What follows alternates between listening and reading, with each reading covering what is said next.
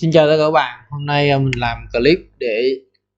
giới thiệu với các bạn cái cách để làm sao chúng ta đi từ các cái bản phác thảo sơ phát phương án của chúng ta ra được những cái sản phẩm đầy màu sắc và đầy tính hoàn thiện như thế này bằng AI, rất là nhanh, rất là nhanh. Thì bình thường chúng ta khi chúng ta làm các cái vấn đề về thiết kế thì chúng ta hay phác thảo tay các cái phương án, cái concept của chúng ta. Thì các bạn phác thảo tay đây là cái quá trình chúng ta suy nghĩ những cái vấn đề về quy mô, về hình khối, về công trình. Thì ở đây mình đang mượn một cái sketch, một cái phác thảo của một bạn sinh viên mà mình đang làm việc cùng về cái đồ án môn học thiết kế của bạn ấy. Thì đây là một cái bảng phác tay hết sức là bình thường, và chúng ta ngồi bàn thảo rất là kỹ, suy nghĩ về các vấn đề liên quan đến cái dự án của bạn sơ phát như thế này. Thì để ra được cái bước là cái hình ảnh như thế này á, thì từ cái bảng phác thai này, từ cái bảng phác tay cái này á, thì mình thường là dùng thêm một cái phần mềm nữa để mình chỉnh lý cái phác thảo của mình lại sao cho nó đúng, nó hợp lý hơn. Tại vì khi chúng ta vẽ tay cái này thì anh em kỹ sư là hay vẽ theo cái kiểu vẽ theo kiểu suy nghĩ của các anh em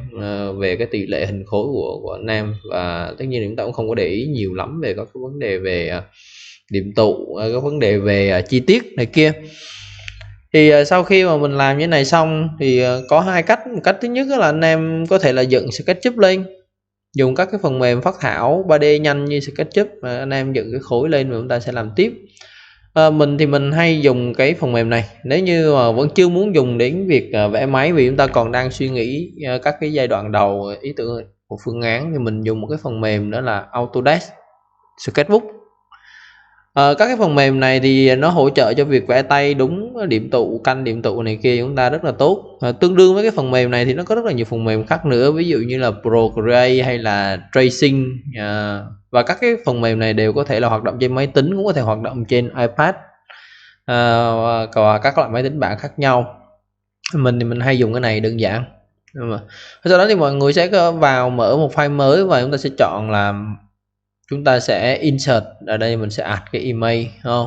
và mình sẽ chọn cái hình ảnh mà mình muốn add. Ví dụ như đây là cái bản phác thảo mà chụp từ cái bản vẽ tay, và khi mọi người insert vào thì mình sẽ bấm cái nút này để scale cho nó vừa tầm lại trong cái quá trình chúng ta thao tác. Và ok rồi thì chúng ta sẽ enter để xác nhận cái vị trí của hình ảnh. Thì cái hình ảnh mà khi chúng ta đưa vào thì nó được quản lý ở trên một cái layer như thế này, và mình sẽ giảm bớt cái opacity của layer này xuống cho nó mờ mờ lại. Mình cộng thêm một layer nữa nằm bên trên để mình sẽ đi nét lên trên này, đúng không? Sau khi mà mình đưa lên đây xong á, thì ở trong cái phần mềm này nó có một cái tính năng nó vẽ theo điểm tụ, mình sẽ bật cái điểm tụ này lên. Và thực ra thì chúng ta cũng không cần, nếu như mà chỉ cần lọc nét thôi, chúng ta không cần đến mua một cái bàn vẽ điện tử dạng như là Wacom với cái bút điện tử để chúng ta vẽ. Chúng ta cũng thể dùng chuột chúng ta vẽ trên cái phần mềm này cũng được. Thì đối với công cụ mà điểm tụ thì nó có nhiều loại điểm tụ, một điểm tụ, hai điểm tụ, ba điểm tụ, rồi thậm chí là Fisheye mode là cái chế độ mà mắt cá đó. Thì ở đây thì mình hay dùng hai điểm tụ hoặc là một điểm tụ. Trong trường hợp hai điểm tụ thì chúng ta sẽ zoom nhỏ cái không gian vẽ lại, và chúng ta sẽ giữ phím space để di chuyển qua đây, và mình sẽ kéo các cái điểm tụ này. Ví dụ như điểm tụ bên này mình muốn nó xa hơn, không? Còn điểm tụ bên này mình muốn nó gắt hơn một tí thì vị trí như thế này đó. Hoặc là đây,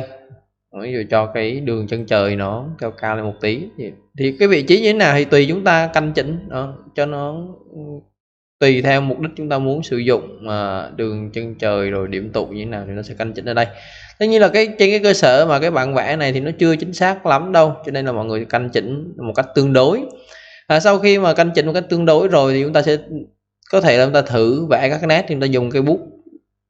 vẽ đây, bút chì hay là bút mực vậy đó, tùy mọi người. Và đây chúng ta chọn là cái màu, và bên này là chúng ta sẽ có là một cái bảng để chúng ta, thứ nhất là nếu như mọi người bấm vào đây, mọi người kéo lên thì nó là tăng giảm cái size, tức là cái ngòi bút nó to hay nó nhỏ. Thì khi mà chúng ta đã có một cái đường canh về điểm tụ này rồi thì chúng ta sẽ tiến hành, chúng ta sẽ khóa để an toàn hơn, chúng ta sẽ khóa cái điểm tụ lại.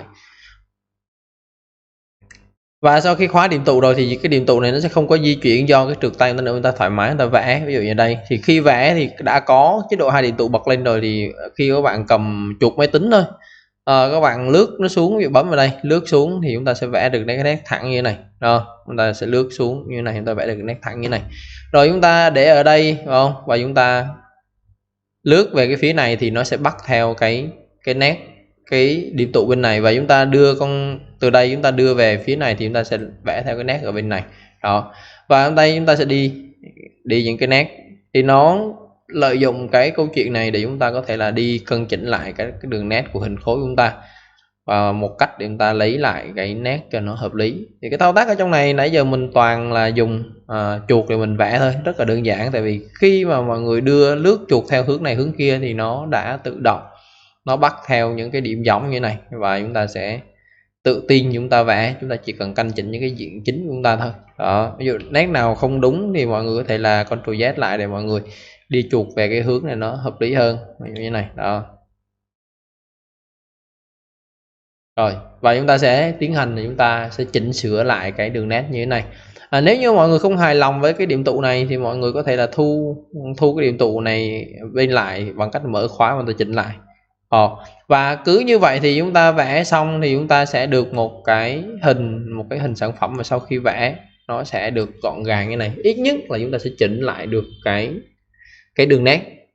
để chúng ta có thể làm một cái cốt liệu để chúng ta sử dụng AI chúng ta làm tiếp. Thì khi mà vẽ xong rồi thì mọi người nó giống như Photoshop thôi, mọi người chỉ cần tắt cái layer ở bên dưới đi, và mọi người nhanh thì mọi người chụp màn hình lại cái phần nét này là xong. Còn không thì mọi người có thể lưu cái file này lại, save ở dạng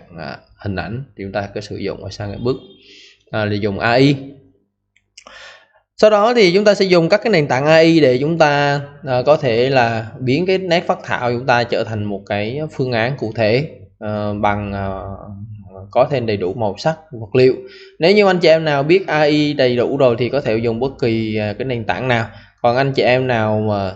chưa biết AI nhiều nhưng mà vẫn muốn trải nghiệm nhanh thì anh chị em cũng có thể là sử dụng một cái giải pháp, đó là mình có setting sẵn một vài cái công việc thường dùng ở trên cái trang siat.ai này. Anh chị em chỉ việc lên trên này, trên trang chủ, đăng nhập xong bằng tài khoản của mình xong, và đây search cái tên kênh của mình nha, Architect 1904 đó, và vào trong cái phần user này thì mọi người sẽ thấy là cái phần kênh của mình ở đây, và mọi người sẽ bấm vào trong cái này. Và trong cái phần này mọi người sang cái phần post của mình,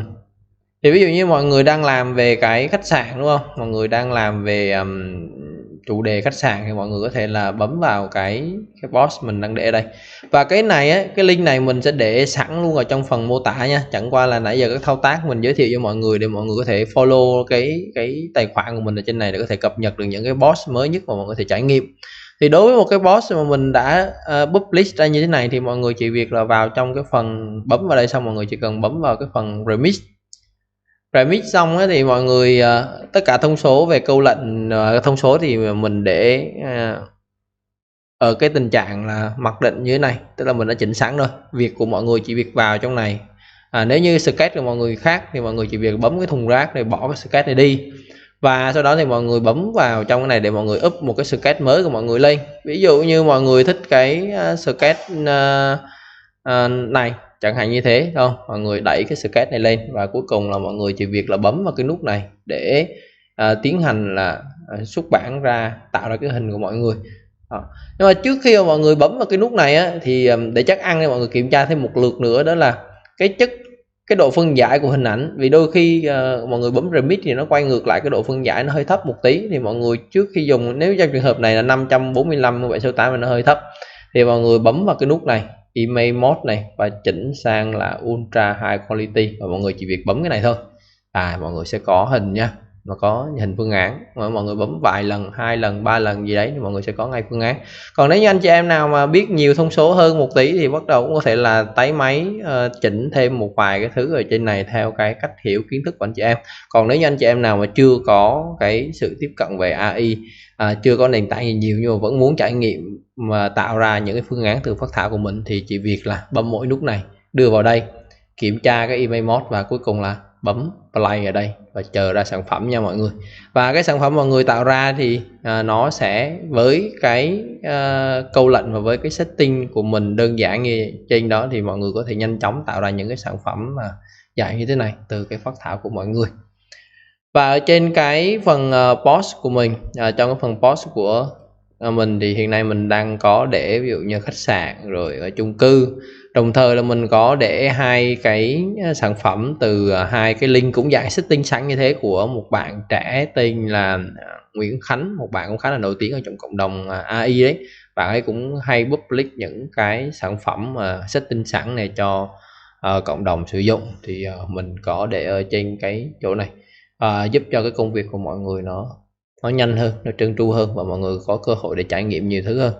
Thì cái nội dung của clip của mình thì kết thúc ở đây.